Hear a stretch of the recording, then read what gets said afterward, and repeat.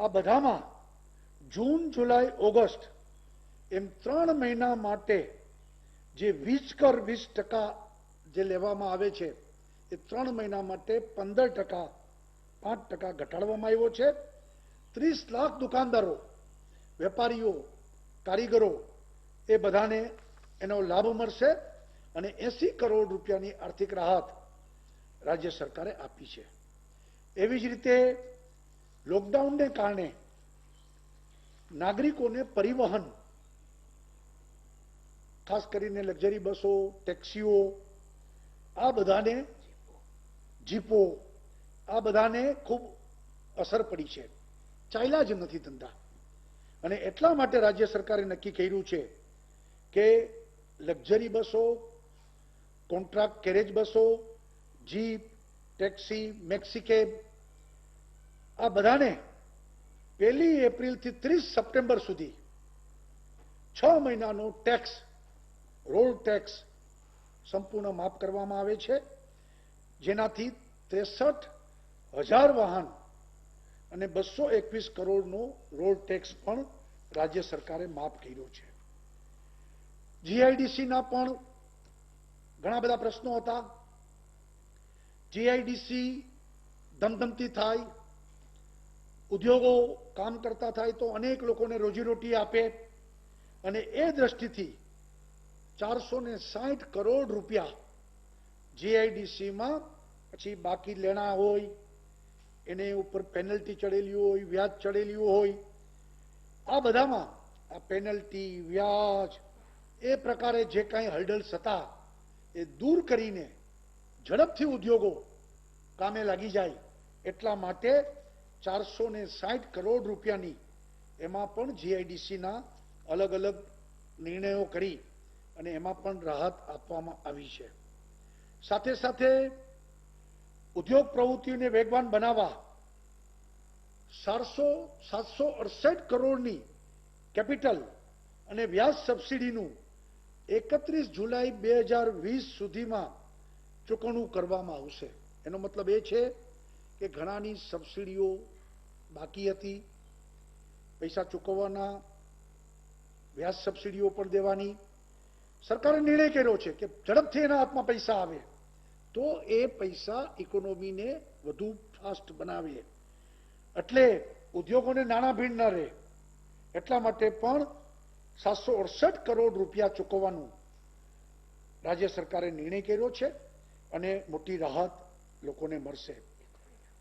અને આ 1 મહિનામાં જ અમે લોકો મોડામાં મોડું જેને કહીએ તો હવે જુલાઈ 15 સુધીમાં આ વિષય ચૂકવણી થઈ જાય અને લોકોને પૈસા એના ઉપયોગી બને. ટેક્સટાઇલ ઉદ્યોગોને પણ 450 કરોડની કેપિટલ સબસિડી, કેપિટલ અને વ્યાજ સબસિડીનું ચૂકવણી પણ કરવાનું નક્કી કર્યું છે. એ પણ જુલાઈમાં ચૂકવવામાં આવી જશે. એવી જ રીતે મેગા ઇન્ડસ્ટ્રીઝના જે કંઈ 150 કરોડ રૂપિયાની કેપિટલ અને વ્યાજ સબસિડી પણ એનું પણ ચૂકવણું ઝડપથી કરશે. ખાસ કરીને જીએસટીમાં રિફંડ લગભગ 3200 થી વધુ વેપારી સંસ્થાઓ 1200 કરોડનું જે પડતર વેટ અને જીએસટી રિફંડ જે છે એ પણ જુલાઈ સુધીમાં ચૂકવવાનો પણ સરકારે નિર્ણય કર્યો છે, જેથી વેપારીઓને એ નાણાં ભીડ ન રહે અને આગળ એ લોકો વધી શકે. એવી જ રીતે રાજ્ય સરકારે હાઉસિંગ સેક્ટરમાં ખાસ કરીને હાઉસિંગ સાથે ઘણી બધી રોજગારી જોડાયેલી હોય છે. અનેક લોકો એમાંથી રોજગાર મેળવતા હોય છે. પછી કડિયા કામ હોય, સુતારી કામ હોય, પ્લમ્બર કામ હોય, ઇલેક્ટ્રિશિયનનું કામ હોય, ફર્નિચરનું કામ હોય, આ બધા લોકોને કામને વેગ મળે એટલા માટે એફોર્ડેબલ હાઉસિંગ ક્ષેત્રમાં આપણે 1,60,000 નવા મકાનો એફોર્ડેબલ હાઉસિંગના ગરીબ અને મધ્યમ વર્ગના લોકોને મળે એટલા માટે 1,000 કરોડ રૂપિયાની સબસિડી રાજ્ય સરકાર ચૂકવશે અને આ ક્ષેત્ર પણ ખૂબ ચેતનવંતું બને એ માટે પણ રાજ્ય સરકારે નિર્ણય કર્યો છે. આપણે 24 લાખ ખેડૂતો 39,000 કરોડ રૂપિયાની ટૂંકી મુદતનું પાક ધિરાણ 0% વ્યાજે આપવામાં આવે છે. સહકારી બેંકો, રાષ્ટ્રીયકૃત બેંકો દ્વારા ચૂકવાય છે અને એટલા માટે 410 કરોડ રૂપિયા એ સબસિડી રાજ્ય સરકાર ચૂકવશે અને 31મી ઓગસ્ટ સુધી આ લોકોને વ્યાજ ભરવું ન પડે લોનનું, એની પણ વ્યવસ્થા રાજ્ય સરકારે કરી છે. દેશી ગાય આધારિત પ્રાકૃતિક ખેતી, એટલા માટે પણ રાજ્ય સરકારે 900 રૂપિયા એક ગાયને, જે લોકો પ્રાકૃતિક ખેતી કરવામાં આવતા હશે એને દર મહિને 900 રૂપિયા એક ગાય માટે સબસિડી, જેથી કરીને 10,800ની આર્થિક સહાય વાર્ષિક આપણે આપશું. લગભગ 61,000 ખેડૂતો આનો લાભ લેશે અને પ્રાકૃતિક ખેતીને વેગ મળશે. લગભગ 67 કરોડ રૂપિયા એ પણ રાજ્ય સરકાર ચૂકવશે. મુખ્યમંત્રી પાક સંગ્રહ યોજના એ અંતર્ગત ખેતરોમાં ખેડૂતો નાના નાના ગોડાઉનો બનાવે, ઝડપથી કામ થાય એટલા માટે એકમ દીઠ 35,000 રૂપિયાની સહાય, એટલે એક ખેતરમાં એક ગોડાઉન બનાવે એનો જે ખર્ચ થશે એમાં 35,000 રૂપિયા રાજ્ય સરકાર સહાય આપશે. 350 કરોડ રૂપિયા તાત્કાલિક એને આપણે આપીશું અને ઝડપથી આ પૈસા પણ લોકો વચ્ચે જાય અને ખેતરોમાં ગોડાઉનો બને, અનાજો બગડે નહીં, ખેડૂતને નુકસાન ના જાય, એ માટે પણ સરકારે આ અંગેની પણ નિર્ણય કરીને આ પેકેજમાં લેવામાં આવ્યું છે. તાજેતરમાં ભારત સરકારે એક યોજના જાહેર કરી છે જેમાં મત્સ્ય ઉદ્યોગો માટે જરૂરી ફિશિંગ બોટ, ફિશિંગ નેટ, મત્સ્ય બીજ વગેરે 40 ઇનપુટ સાધનો એ લોકોને ખરીદવા માટે જે કંઈ ખરીદશે એમાં 200 કરોડ રૂપિયાની રાજ્ય સરકાર સબસિડી આપશે. કેન્દ્ર સરકાર પણ સબસિડી આપશે અને રાજ્ય સરકાર પણ સબસિડી આપશે અને આ ઉદ્યોગોમાં પણ ખૂબ વેગવંતુ બને અને ગુજરાત એ દરિયાકાંઠો ધમધમતો બને એ માટે પણ રાજ્ય સરકારે ફિશરીઝ ક્ષેત્રમાં પણ આ પેકેજનો ઉપયોગ કરવાની વાત કરી છે.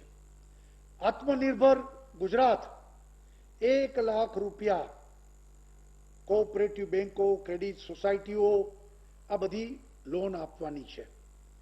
એમાં રાજ્ય સરકારે નક્કી કર્યું છે મુજબ 6% ઇન્ટરેસ્ટ સબસિડી રાજ્ય સરકાર આપશે, વાર્ષિક 2% જ ખાલી જે તે અરજદાર એને ચૂકવવાના રહેશે.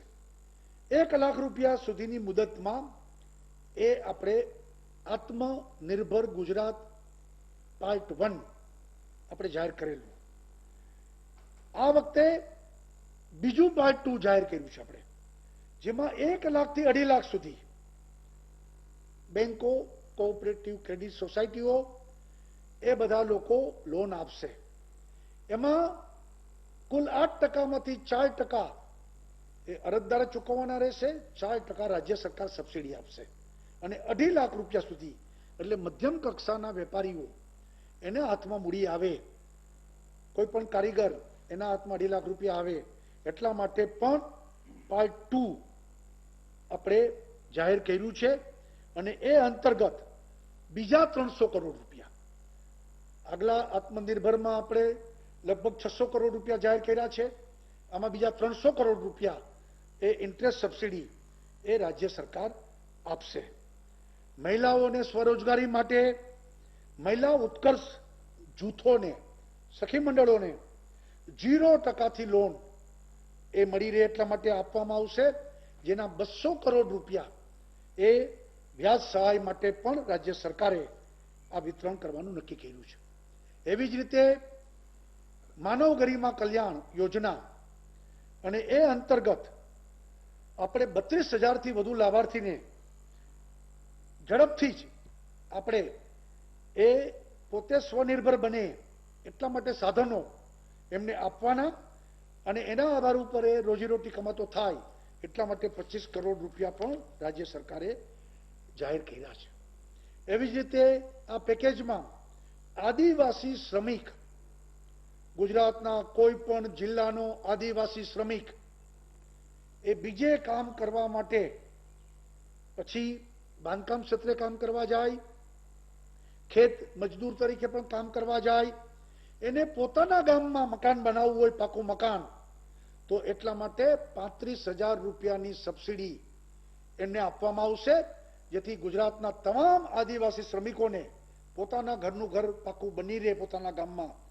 એટલા માટે પણ 350 કરોડ રૂપિયા રાજ્ય સરકારે આદિવાસી શ્રમિકો માટે ફાળવવામાં આવ્યા છે.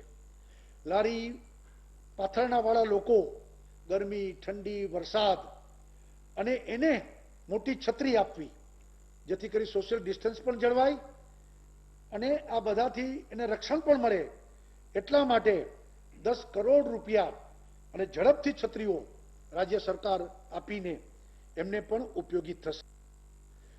એવી જ રીતે આપણે શ્રમિકો માટે, એના આરોગ્ય માટે ધન્વંતરી રથો એ વધારવાનો નિર્ણય કર્યો છે. 20 નવા રથ અને 25 કરોડ રૂપિયા એ એમના માટે પણ આપણે ફાળવવા માટેનો રાજ્ય સરકારે નિર્ણય કર્યો છે. સૂક્ષ્મ, લઘુ, મધ્યમ ઉદ્યોગોને પ્રોત્સાહન મળી રહે એટલા માટે જીઆઈડીસી માં પણ અનેક નિર્ણયો કરવામાં આવ્યા છે. એમએસએમઈ માટે ભારત સરકારનું જે પેકેજ છે એ પેકેજ ઝડપથી એને પ્રાપ્ત થાય એના માટે જિલ્લે જિલ્લે નોડલ ઓફિસરો નિમીને એને પણ પૈસા મળી રહે એની પણ વ્યવસ્થા આ રાજ્ય સરકારે કરી છે.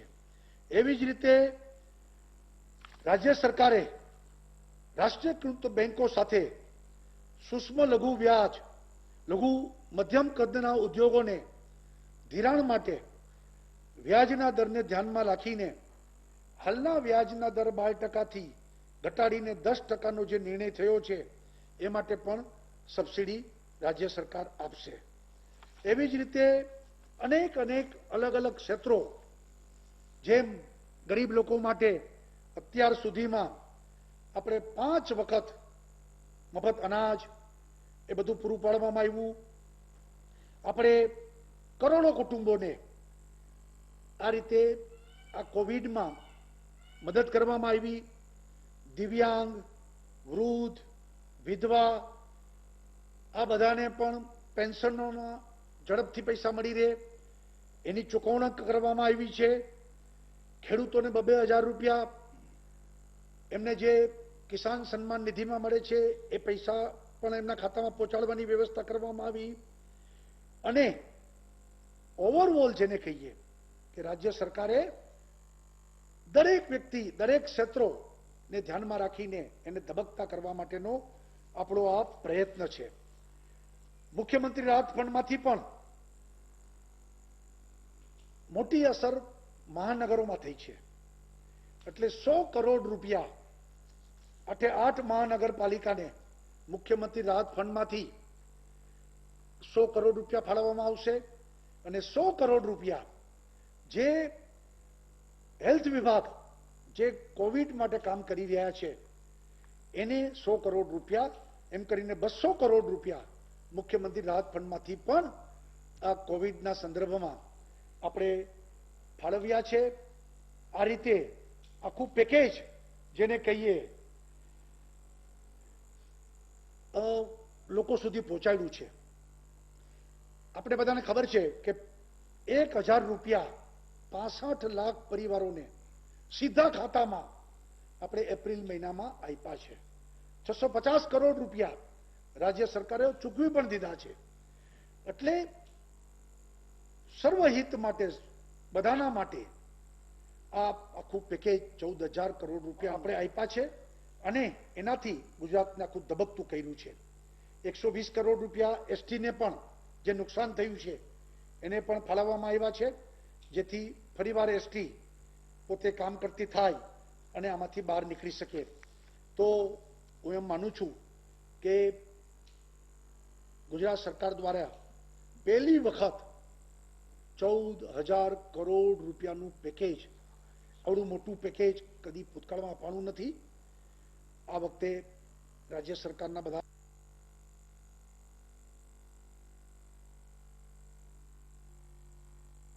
14,000 કરોડના પેકેજની જાહેરાત કરી છે. દર્શક મિત્રો, આપને સમજાવી જણાવી દઈએ કે જે રીતે એક સૌથી મોટી જાહેરાત એ છે કે જે આપણી પાસે મહામંથનમાં દર્શક મિત્રએ ફોન કર્યો હતો, ભાવનગર સાઈડથી હતો, એ અમરેલી સાઈડથી મને યાદ નથી. ખાનગી ટ્રાવેલ્સ એસોસિએશનના પ્રમુખ હતા. એમને ટેક્સ ઉઘરાવવાની વાત હતી. આપણે અપીલ કરી હતી 6 મહિના સુધીનો ખાનગી રોડ ટેક્સ માફ કરવામાં આવ્યો છે.